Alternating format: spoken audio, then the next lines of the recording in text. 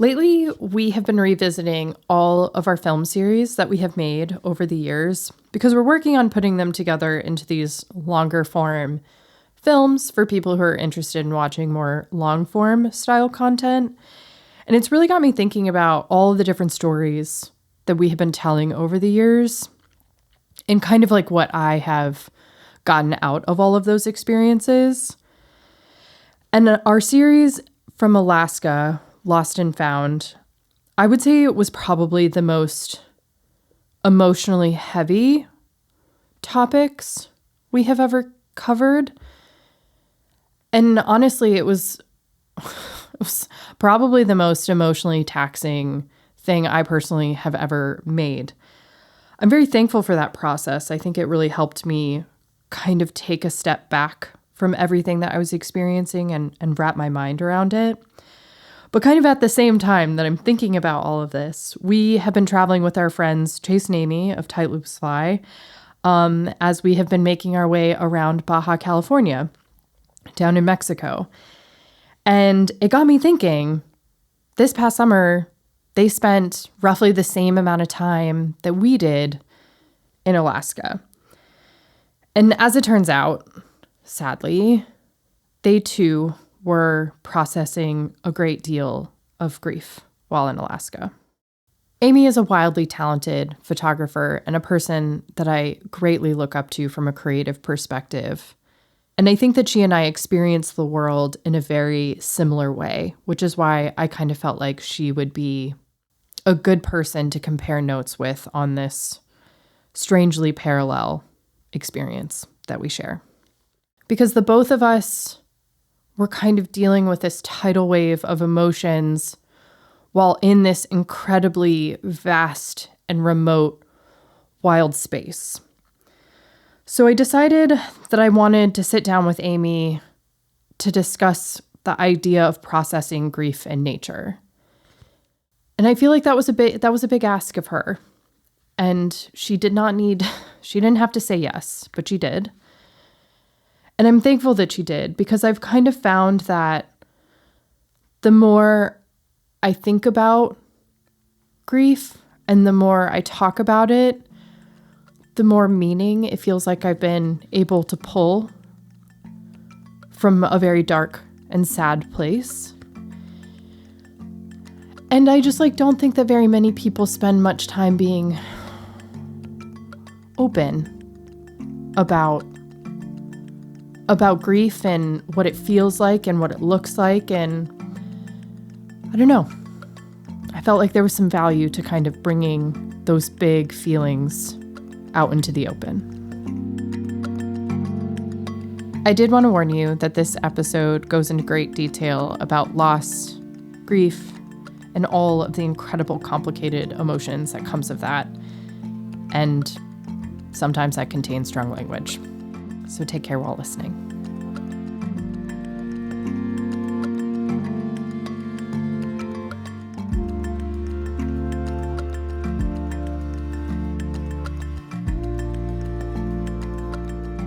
So Owen and I were talking the other day, and he was actually the one who brought up the fact that he thought it was really wild that you and I had two very different experiences, had two very similar experiences at two very different times in the same place. And yeah, I think that the more that I've thought about it, the more it is incredibly wild that you and I both were processing a pretty immense amount of grief while spending an entire summer in Alaska. And I have obviously had a lot more time to kind of think about all of that and process all of those emotions. And I'm very thankful that ultimately I put this series together, because I think that the time that I had in Alaska, I was just feeling it all. And then going back and reflecting on both the experience in Alaska and how I was feeling during that time, I think really helped me synthesize some understanding of what it was that I was going through, because it was incredibly complicated to be in this epic and beautiful and like earth-shatteringly special place, but also just to feel like your heart and soul is like not entirely present for the experience. So I feel like what was so interesting about processing grief in Alaska was the seasons are really present there. Like in a way that I think that you maybe have more four-seasonal experience than I do. But because their seasons are so short and so intense, it just felt like the seasons of life were like insulting me in some way.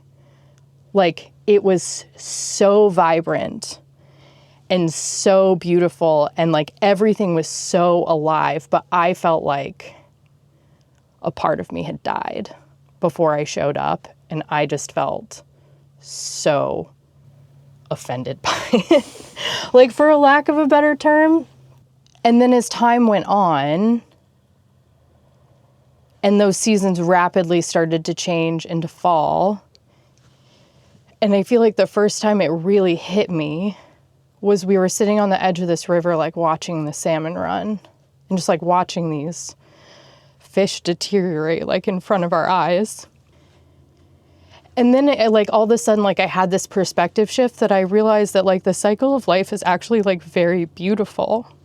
And like seeing these animals like give their last effort to pass something on to the next generation, like all of a sudden I had this like perspective switch that like there was something incredibly beautiful about that. And I think that like maybe that was the first time like I felt a connection to the cycle of nature. I think that we as people stand outside of it a lot and observe and don't really like see ourselves in that picture. Alaska like helped me see my part in it. Yeah. Is that how it felt for you? Well, it's, bringing up the fish stuff, I mean, it was a very similar experience. And I think for me,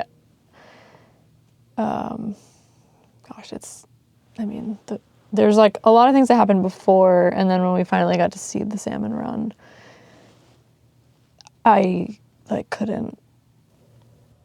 Because you guys were there trying to do a lot of stuff with the fish. Yeah. So you were really like spending a lot of time. Was that hard? I feel like that had to have been hard to see. It was really, I mean, I cried on like so many occasions. It was incredibly moving in a way that I did not expect. Yeah. I mean, obviously I'm pretty sensitive to the harvesting of fish and things like that are just like in our orbit as like fly fishing people and outdoors people. But this was like fully outside of that realm. Just to watch something earlier in the season and see that fish and then to see them deteriorating, it just made me, it like stopped me in my tracks, you know, like it made me sit and really think about a lot of things, and a lot of it was really hard, but very similar to you, like it brought this beauty into something that felt so dark and awful. It's kind of hard to put into words, but I felt like there were so many things throughout the summer that made me feel angry, that made me feel small, but also like so grateful. There's like a distinct memory of us being in Valdez, actually. And we had already watched a lot of the sockeye run, and I had, filmed stuff and shot photos of it and was just completely in awe. And we came into Valdez, and there were some salmon still pushing up in this really small stream, and there's a bridge over, like a main road that drives over it, and you can stand on the bridge and have this really incredible view. And there was one fish there, And I, was probably just having a really hard day to begin with. Chase was out there filming, and I'm looking at this one fish, and it looks like it's dead. And I pointed it out to Chase, and I said, I think it's still alive. Like, I keep seeing it take a breath. And he said, no, I think it's dead. And then he kept watching it after I left. I went and sat on the bridge by myself and just, like, had to have some, like, quiet time alone to just process everything. But something about, like, seeing that fish in its last moments in that state, not fully gone, but almost. Not fully there either. It was just, like, one of the more impactful moments of the whole summer, I think, to watch that whole experience and their journey. And I think that obviously Alaska is a wildly special place, and I think that the both of us it was like a highly anticipated location for the both of us, but one that we had both like really looked forward to for a really long time and had taken a significant amount of time and set aside to be able to enjoy it. And then to like show up like feeling super bogged down by all of like, I felt really guilty for a lot of the time. Like I wasn't able to fully feel and experience everything that I wanted to. And then Owen actually said this, and I don't know if it was like, I really don't remember when this was, but it was while we were up there. And Owen was saying that he felt like grief and sadness have a way of turning life technicolor. And at first, like, I found that like comment to be really upsetting, that like you are missing all of these things and you're so sad for like these multiple losses. But like he was so right about the fact that like it was making these experiences like so rich and so impactful. And like even though I felt like I was bringing so much more with me mentally, like from a burden perspective to that experience, like he was just so right about the fact that I think that it did make that experience so much more vivid. I just think that maybe because I was like having to be a keen observer of like my own feelings and emotions, like it was that same like intensity was being turned on to like what we were experiencing. And I think that in some like backwards way, I think it made Alaska feel even more impactful than it maybe otherwise would have been. Yeah, I feel like I agree. I think it made me a better observer in a lot of ways. There were a lot of times that,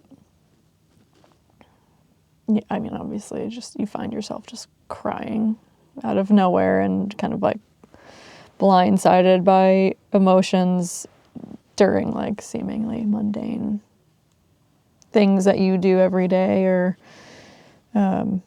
stuff like that. But there were a lot of times that I found myself slowing down and stopping and like committing to memory, like this moment and how it made me feel. And I remember when we first got to the Salmon Glacier, obviously that was like our first little like jaunt into Alaska because we still had so much of BC and the Yukon to drive through. But standing on top of that parking area, looking down on that glacier was, I feel like for me, one of the first overwhelming moments of gratitude where I just like couldn't hold it all in. There are so many different things going on in terms of like grief and anger and all those feelings, and it made me upset to not be able to share them, but it made me really grateful and it gave me a different perspective in some way. I'm trying to think of like how to get at what I'm trying to say. For me, like the Salmon Glacier, so I this is like, you can omit this stuff, but just a backstory for you, like, is the grief of Levi and losing Levi, but also this anger of where my mom's at. Yeah. And it was like those two things were kind of like the main. Yeah. Yeah. And when we got to the glacier, I was really upset that, like, I don't know if I'll get to share those places with my mom. And I really wish that she could see them. And all the, like, guilty feelings of not being back home. Yeah. And not having that time and not taking that time and, like, trying to wrestle with, like, how do I live my life? And then make sure that I'm, like, doing everything I can to make it so she can see these places that, like, are changing my life, you know? Because I think that they would mean so much to her, too. We just spent so much time sitting above the rocks, looking at that glacier in different light and just quietly contemplating all of it. The grief that I was personally dealing with when we were in Alaska is probably, you know, I've lost before, but I feel like it was a string of 3 losses leading up to and while being there. And I feel like maybe it was just like being like where I'm at in my own life, like it just like hit me in like in a way that like maybe it's never hit me before. I think that something that was so wild about going through that experience in that place was that there was no running from what I was thinking, what I was feeling, and what I was experiencing. Because the thing is, like, in normal day-to-day life, like, people go to a job, they have to like go back into some like semblance of normal life and put on a face. And I feel like there's these opportunities to take, whether or not maybe you want to, but like there's these breaks from like just constantly sitting with like how you're thinking or feeling. Yeah. But being in this environment that was so fucking spacious, and I mean that in both a good and terrifying way, that it just felt like there was absolutely no running from how I felt. And in the end, with some hindsight, I think that was a good thing. I think that it helped me greatly confront and try to understand how I was feeling in maybe a shorter amount of time. But it was just like, there was something really leveling about being both alone and in so much like open space for so long while sitting with these. Because it just felt like there was no reprieve. Yeah. Ever. I feel like I went into, obviously going to Alaska was like this big trip that we had been wanting to do for so long. And there was zero, like, I'm going to Alaska to like process. No, of course not. Like that's not why we're going. going. It's just like, well, you have all these expectations about what that trip's going to be like. And I had expectations about the ways that I would deal with the grief and the ways that I would process it, and all these ideas in my head about how that was going to go, and like none of it was what I thought it would be. And that I think I had a kind of a hard time managing some of that in the moments too, and like while being in Alaska and also feeling this pressure to do all of these things and see all these things, and like needing to feel like, oh, you're here, you're like finally here, you're this place you wanted to be for so long, and you need to be like maximizing your time and doing all these things, and allowing myself to like just experience it all how I needed to in that moment was challenging sometimes. Like I went into it wanting to journal. I thought, if I can write it down, maybe that will be something that helps. So I put all this pressure on myself to keep these detailed journals, and it ended up doing the opposite, I think, because I was pushing so hard that was going to be like the thing that made me feel better through the process. And instead it just put so much pressure on me that I completely stopped writing. What did end up? Do you feel like there was something that helped? I think there wasn't like a thing. No, of I course think it was not. really just allowing myself to just like stop placing an expectation Expectations. on Yeah. it. You know, I think it was easy to look at the summer and the trip to Alaska as this, we're going to go and I'm going to be processing a lot of this, but it's going to ultimately be a good thing. And then I'm going to come out the other side of it. You know, like you kind of like set these things in the future where like, but you're going to feel better and it's going to be fine. And you're like, This will make you all it's better. like, you just need to do this and then it's going to make it better. And realizing that placing all of that expectation was only hurting, and letting go of some of that was helpful. But the reality of like, I'm going to come back from Alaska and all of it's still there. It's gonna come and with you. it's not going to be gone. It's never going to be gone. Not that I ever thought it would, but I think trying to be okay with some of that through that process was part of my grieving process of figuring out like how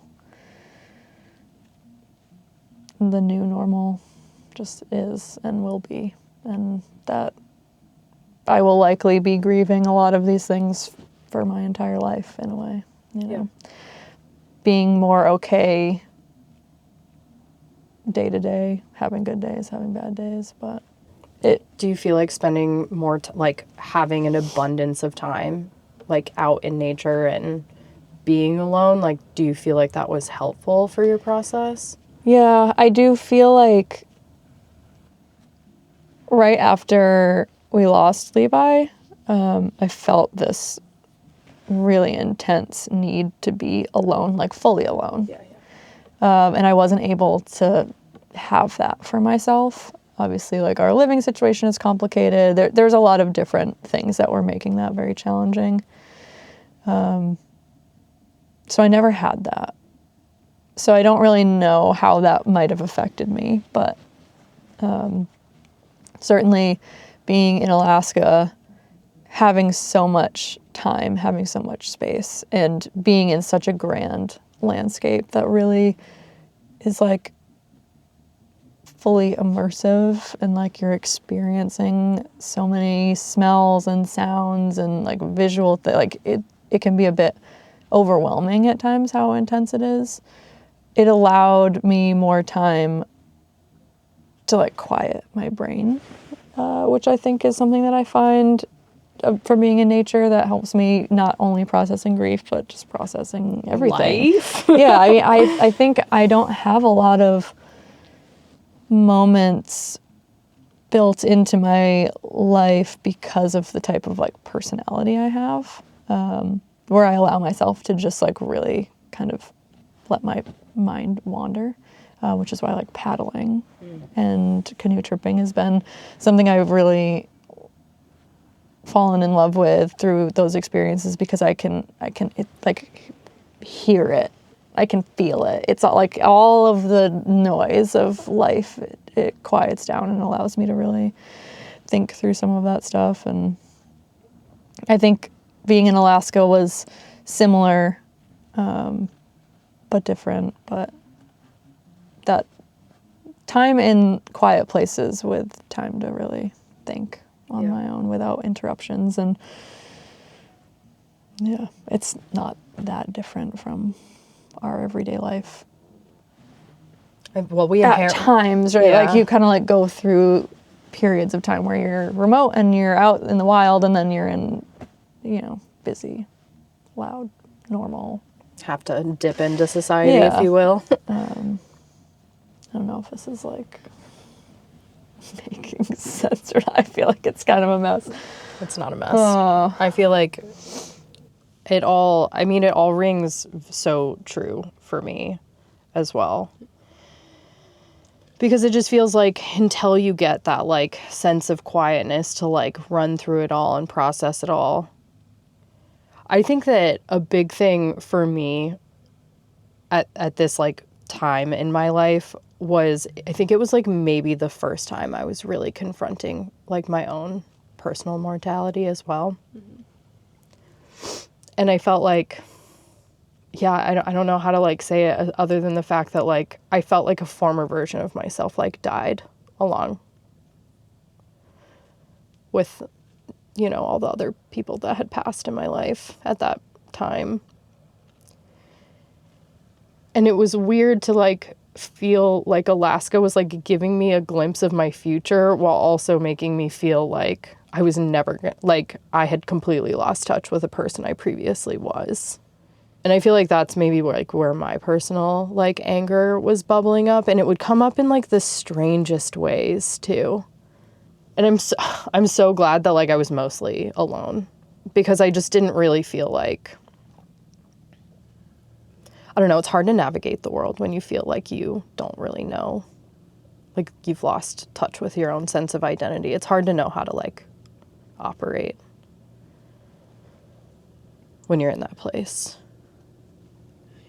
And I think that if I ever feel like I am who I am, it's like when I'm out in the middle of nowhere. Because it feels like there's no like preconceived notions about like how you should look, how you should feel, how you should be acting. You can just kind of be. And I think that at that time in my life, like I just needed time to just be. And I think that maybe because Alaska is like so far removed, and like we were really, because like even when we're, you know, out really far, we often like run into people that we know. But so it's like kind of rare that we get like 3.5 to 4 months of like uninterrupted time of just like being completely alone. But like, to be honest, like if I had the option, like I did not want to be alone.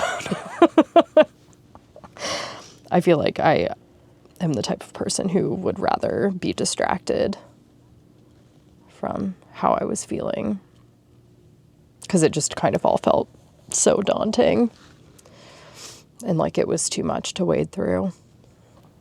Yeah, I think at the end of that trip, like I definitely struggled a lot with like placing way too much expectation on myself. I feel like it was something I kept coming back to. On yourself or the experience? On the experience, on myself, like how I should be feeling, what I should be doing. And I don't know, maybe that's like a bigger overarching thing, but like I came away from Alaska feeling not like better, you know, like I think I was hopeful that like going and doing this thing, and obviously you had been there before and you had experiences, and like I knew that it had been very healing for you. And to be clear, I don't feel like I left better. Well, I think that's At the all. perception that like outside people get, is when you hear people talk about like processing grief and like, you know, we went to Alaska and it was healing, and like you don't necessarily grasp that like all of those things may have happened, but it doesn't mean that it's over or that you're better, quote unquote, whatever that means. It doesn't mean that any of the processing stops, you know. I was looking for that like relief, Some finality to it all. And realizing that that's not how this works. I mean, I still have like really hard days even now. It's been a while, and I think that what did start to ultimately help me feel better about it, because I think that a ball was set into motion maybe while we were up there. But I think that coming back and then wading through all the footage and making something of that experience helped me look at where I was then and like where I was in the post-production phase like of the series, I think that because like obviously like I wasn't better, you know, grief is something that you carry with you like for the rest of your life. And ultimately, I think that it changes. I feel like it, from a foundational perspective, I do think it changes who we are. And if I'm going to be honest, like I honestly think it's for the better. I just think it makes us more sensitive human beings and like more, I think it's important to carry mortality on your shoulders because I think that life is so special because it's fleeting. Like if it went on forever and ever, like there would be no highs. Like it would just be this thing it would be a run-on sentence, but it's not. It's something that ends. And so it just keeps in perspective that we have to make the absolute most of it while we have it. And so I think that by going through and like ultimately like making a piece of art around it, I think helped me see the then Mac and then I'm not going to call it the after Mac, but like some time has passed version of myself. I think that it showed me progress and just like it gave me faith that would like keep happening and I would keep pulling and finding meaning from those experiences. And it helped me just kind of like wrap my mind around like the complexity of what I was experiencing.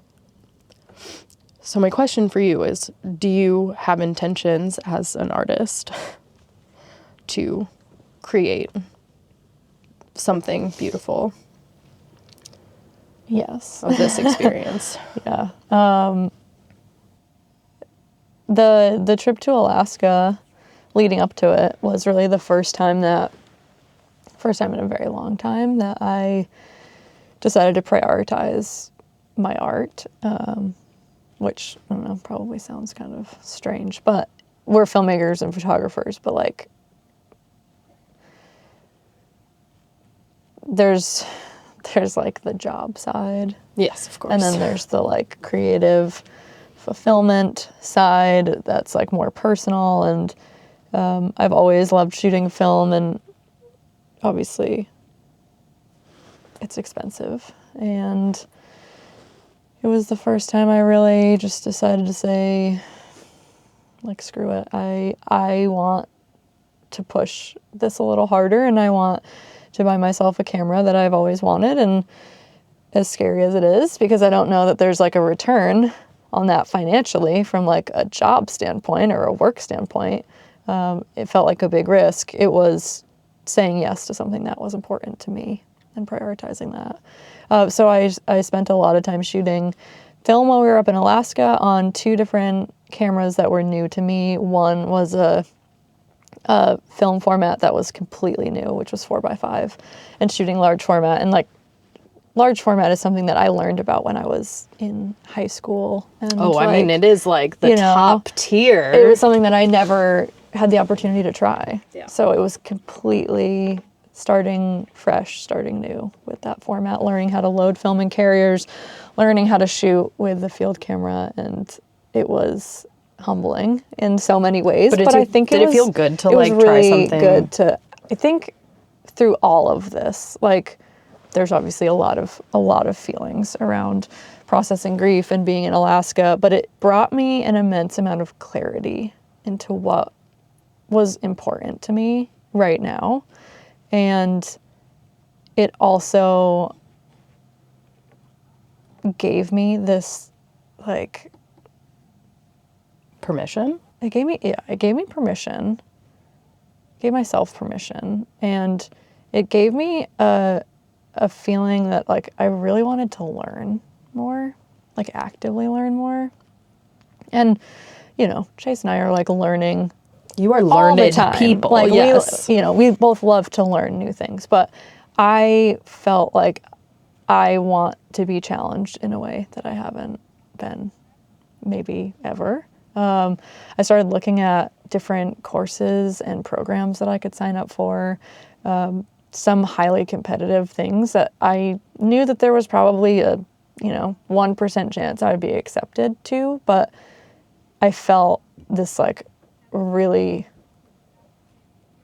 big push to challenge myself more. And yeah, to also prioritize like the things that felt important. And that was like taking the time to express gratitude and, you know, remember a lot of those moments that I had in Alaska where I was brought to tears just looking at a landscape, you know? Yeah. Like, it's, yeah, it changed me in so many ways, and most of them I would say were completely unexpected. Do you feel like, and I'm asking if you feel this way because this is, I think that it's what I love most about shooting film, is that I think that because it is so expensive and you do have such a limited number of exposures and it takes a lot of time and effort, and even more so with 4x5 than anything that I shoot, that you just like have to take the time and you have to like really stand still and put a frame together. Do you like that sense of like dropping you into the flow with like something that catches your eye and just it being like, is there value to just your undivided attention by something that has piqued your interest?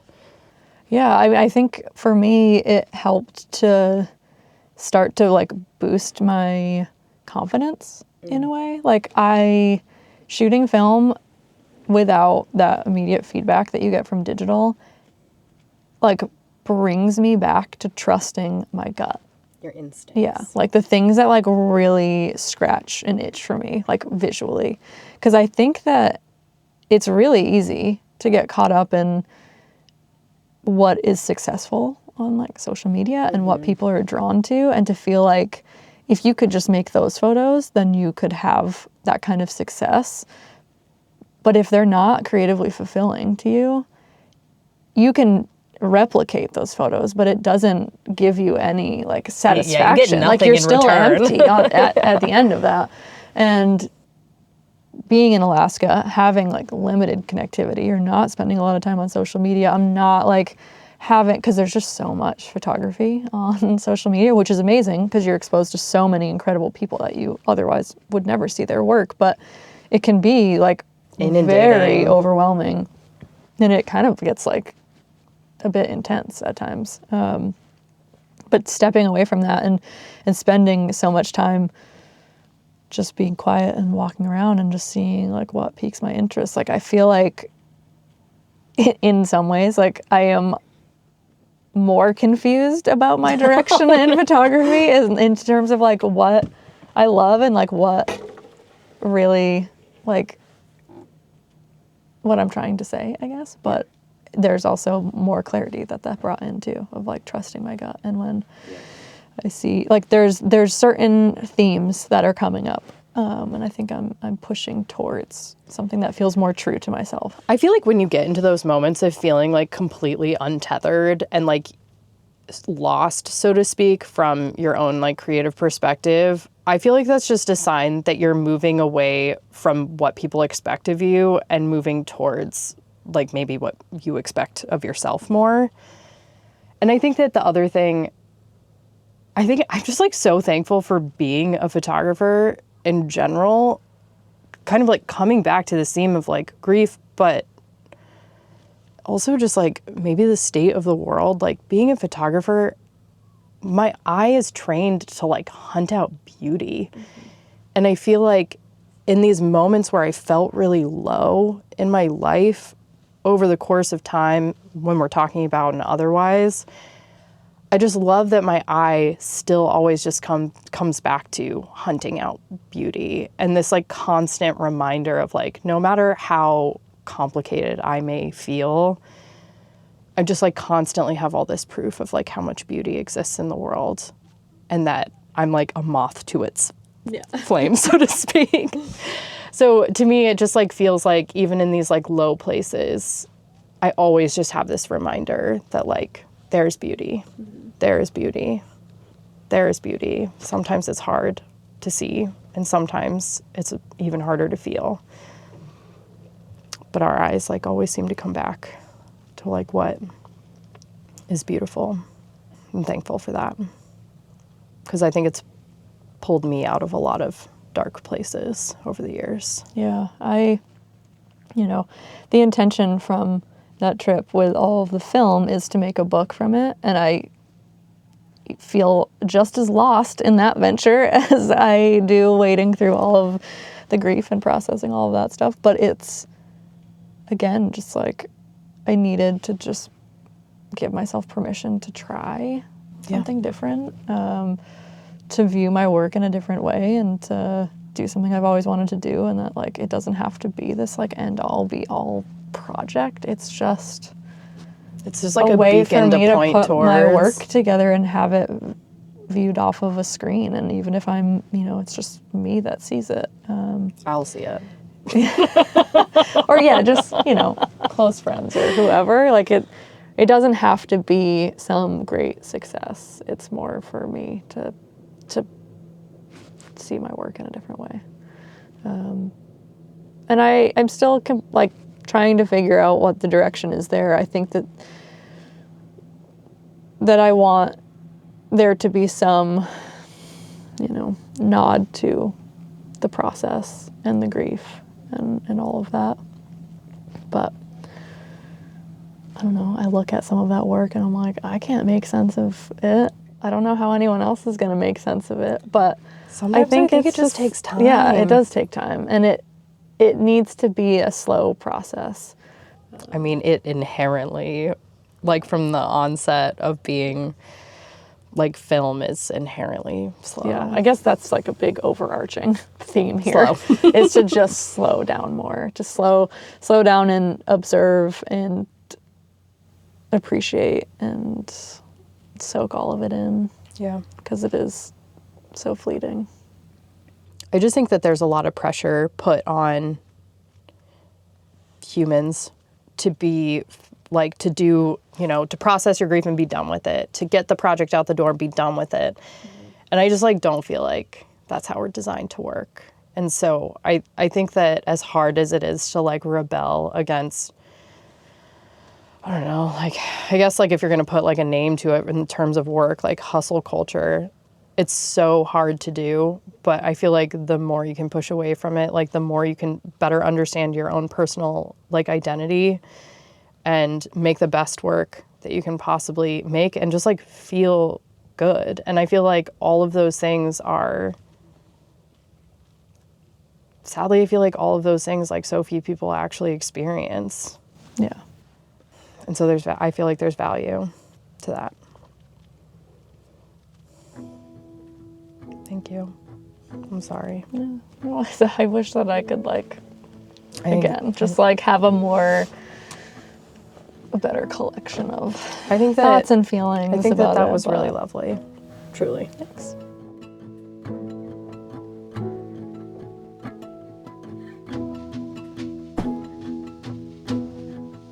Thank you so much for listening. I know that this was a heavy topic, but one that felt really important to kind of shed a little bit more light on.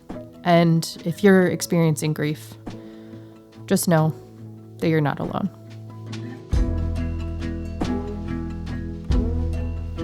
If you're wanting to check out all of Aimee and also Chase's incredible work over at Tight Loops Fly, all of that information will be included down in the description of this episode.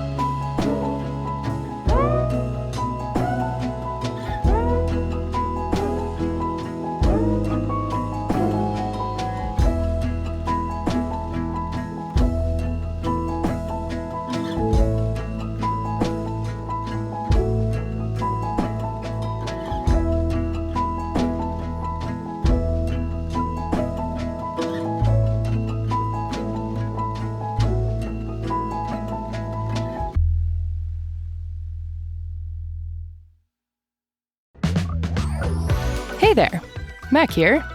I don't know why I said that. It's always Mac. Anyways, if you're enjoying Camp Nowhere, maybe you would want to consider checking out our Patreon. By joining, you'll get access to a ton of cool things, such as the ad-free version of this podcast, early screenings to our films, behind-the-scenes glimpses into life on the road, and a whole lot more exclusive content. Plus, your support helps us keep creating and improving as multifaceted storytellers. We legitimately could not do it without you, so a big thank you to everyone who has already joined us in our sunny little corner of the internet. If you're curious, take a spin around at headnowhere.com/Patreon. See you there. 1 trekking pole, 2 trekking pole. I was just setting up my trekking poles because we are about to go for a hike, and I had a thought. I love my trekking poles so much. Just setting them up gets me so stoked to be out on trail. And I think that just having the right piece of gear for the job just kind of does that to you. It makes you excited to get outside and do what you love. As a self-proclaimed gear nerd, I have made detailed gear guides plus some handy affiliate links and discount codes for brands that we personally know, love, and trust. If you decide to grab anything from those links or gear guides, it helps support all of our creative projects that we're working on, from films to podcasts and life on the move. So, if you are gearing up for your next adventure, check it out at headnowhere.com/gear, and thank you so much for helping us stay rolling. Okay, gotta run. This trail is not gonna hike itself.